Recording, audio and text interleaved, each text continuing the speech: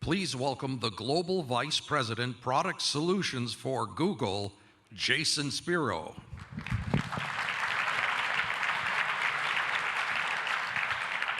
Hi, everybody. I'm Jason. We're Google. And David, I was happy you talked about joy and fun last night and this morning because I'm having fun. I had a really good time yesterday at my first board meeting. Thank you for having me.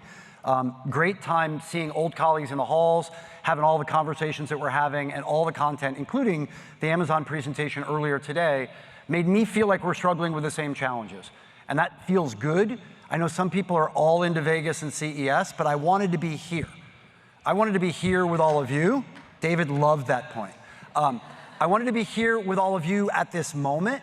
I wanted to be here with you at the beginning of a really big year. In 2023, we, as an industry, and even beyond our industry, started to dream about all the promise that AI held. We thought about that broadly, and we thought about that for the marketing industry, and it has the promise of changing so much in marketing. But in 2024, we need to make that dream a reality. Because 2024 is a pivotal year, because so much is changing, and it's the people in this room that will have to lead us through that change. And so that's, David, why I wanted to be at IAB, here with all of you. And it's an important moment, because the IAB is leading us in a conversation about the things that are most important to this industry. From the acute and operational changes around third-party cookies, to the strategic and maybe slightly longer-term changes that are coming from emerging regulations, to the enormous opportunity, but maybe a little bit of need for rules for the road around AI and everything that's coming. It feels big, it's a lot, and it's coming at all of us in the same way. Things seem maybe less certain, but also more possible. And I guess what I want to say at this moment is I could easily just as well have put, I pointed the wrong way, could just as well have pointed and put 2010 on that. And I want you to think for a moment about where you were in 2010.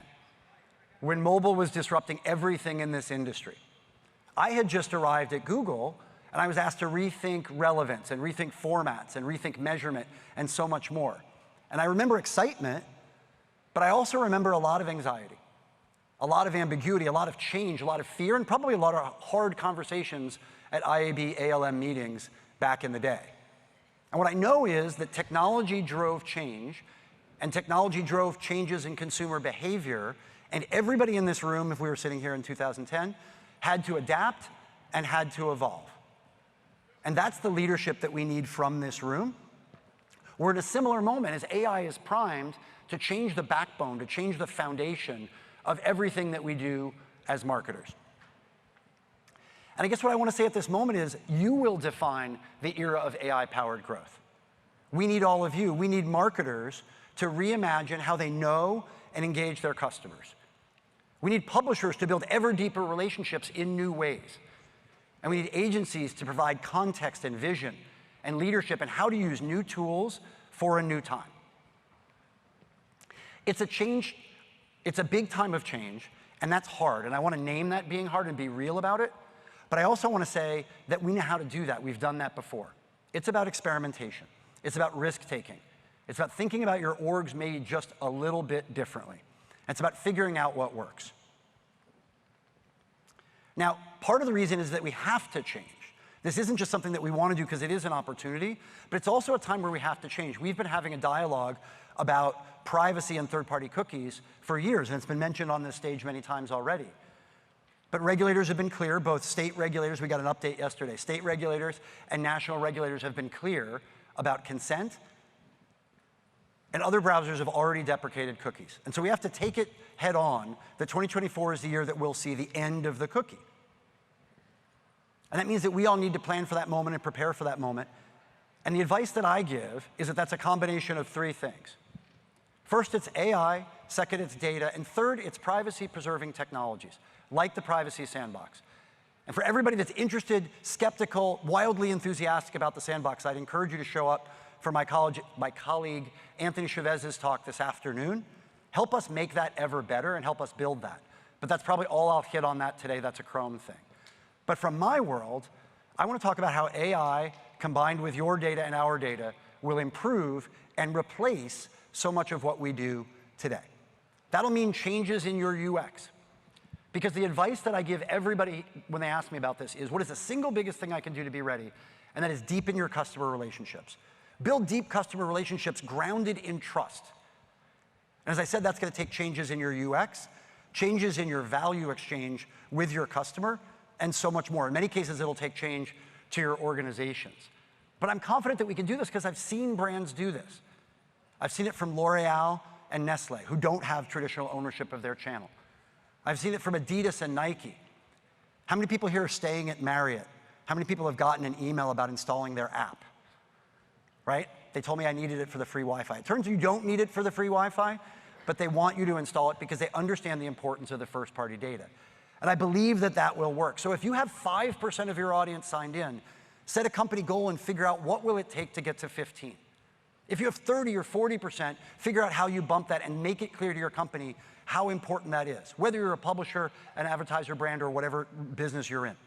Because first-party data will power our models. We've talked about Gen AI, it's in the headlines a lot. But we know so much about how data powers AI because we've been working with analytical and predictive AI at the center of our tools for years. And it's the combination of this tech that will unlock this opportunity, and as I said, provide the backbone of what we need. But at the same time, AI is not a marketer. AI is a technology. AI is an engine. AI is a tool. You're the marketer. You're the publisher. And AI is your enabler as we go on this journey. Now, so much of what we do as marketers will stay the same. The fundamentals of marketing, whether that's insights or targeting, whether that's the media itself, the measurement, and all of that remain. But it's the how we do it that will evolve. And so that's what I want to talk to you about today, is how AI will change our approach and give us a different way of doing the things that are required of all of you. I want to start with measurement. And the first thing, I've said already that first-party data is the fuel of AI, but I want to say this now, the AI is only as good as the data that we've put into it. But I will tell you, if we have consented quality data from users and permission to use it, that we can build durable, privacy-centric measurement models for this privacy future. That will last. And that's extra important because as cookies go away, our attribution will break. And so it becomes a moment where we need this more than anything. Now, some of you are sitting there thinking, well, I don't have coverage of a significant percentage of my base. If you have 10%, if you have 30%, that can fuel these models as well. AI will fill in the gaps around whatever it is that you have. And so these techniques of take what you've got, grow that as best you can, and then supplement that with the power of how much AI can extrapolate is the core of what we're going to do in measurement. It'll fuel your media mix models going forward, and it'll fuel the way that you do audience targeting as well as we lose other signals. I want to give you 3 examples, really quick, of people who have done this well. The first, I want to talk about North Face. North Face tripled their conversions. They took their tags and expanded the amount of data that they had in their tags, simply put, and then turned that around to use it in their media. And that gave them a tripling in conversions and revenue from their high-value customers because they understood it better, they had the consent to use it, and they were able to use that in their measurement and in their targeting. Second, pharmaceuticals maker Bayer took their web analytics tools and used that to understand their high-value customers. They then fed that into AI-powered value-based bidding, and so a dramatic increase, a doubling in how they had conversions for those high-valued customers, and it did all of that while lowering CPA. Again, a small amount of data fueling, reaching an audience, and performing better across all of it. And then lastly, I enjoyed the Pepsi conversation earlier. Pepsi's thinking about that value exchange that I talked about earlier. We've always had activations on packaging, but Pepsi understood and put QR codes on their packaging in exchange for rewards, rethinking value exchange to increase the number of signed-in users, and they grew their data record by 50%. They then can turn around and use that in all of their media. And on the sliver of that we saw on YouTube, that increased sales lift by 37%. Again, using a subset of data, asking how they can use more, and turning around and using that in many places. Let's pivot and talk about media as my clock counts down. No matter what happens with media fragmentation, and we see so much of it, our job as marketers is to deliver profitable growth across the entire customer journey. And over the last year, and I heard this in the hallway a lot, David's asking everybody about what's happening with budgets, huge focus on profitability, which means that anything that's inefficient is massive waste right now. And I can share that I see this so much. One of the biggest areas of waste I see is media, budget, and organizational silos. Both because we're repeating things and not deduping, but also because we're not giving AI, we're not giving our tools the power to move the media to where it performs best. So if you have channel-specific budgets or org silos or any of these things, think about how you give more degrees of freedom, because this is where AI does best. As my daughters would say, let AI cook. The goal is sort of, I guess I'd say it this way, you can continue targeting, and certainly we will, demographics, audiences, and say, I want to reach females of a certain age who are interested in pickleball. Or you could say, I want to sell my pickleball gear to anybody that's interested, step back, and let the media run where it runs to perform best against your goal. You're going to have less and less signal to do the former, and the machinery can do the latter better and better if you give it the goal and let it work backward. And I want to illustrate that. I'm going to give you a Google Cloud example. Sometimes it's tricky when we use our own brand as an example. Google Cloud, B2B customer who's focused on customer acquisition, right? New customer, incremental customer acquisition. And Google Cloud had a bunch of data and had historically run video and search and display and everything else with us independently. But they did what I'm talking about, is they gave audience signal, and they ran our AI-powered campaigns, in this case, Performance Max, and they gave a whole bunch of creative and a goal, and they stepped back and let the AI cook. And the outcome, I have to click for it, I guess, and the outcome is that they drove a heck of a lot more conversions, incremental conversions, at a lower CPA because the media was able to find the places that it performed better by working at the goal and coming back backwards. Lastly, I want to talk about creativity.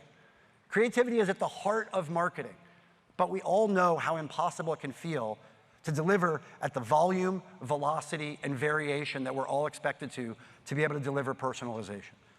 But the good news here, and I think a lot of you can imagine a lot of this, is that AI is already delivering at a scale and pace that was unimaginable just a couple years ago. We have a tool called Flip Video and a tool called Trim Video, which take your hero assets, your best video assets. They understand where you are delivering your brand value proposition. They can get to the heart of that, so when they edit it, they don't edit it out. But they can then make it work for countless bandwidths, screen sizes, lengths, durations, and resolutions. Dynamic change to take the assets you have and make them work more broadly. But I know a lot of people are focused also on net new video creation, or net new creative. AI can also build assets from very little, as you know.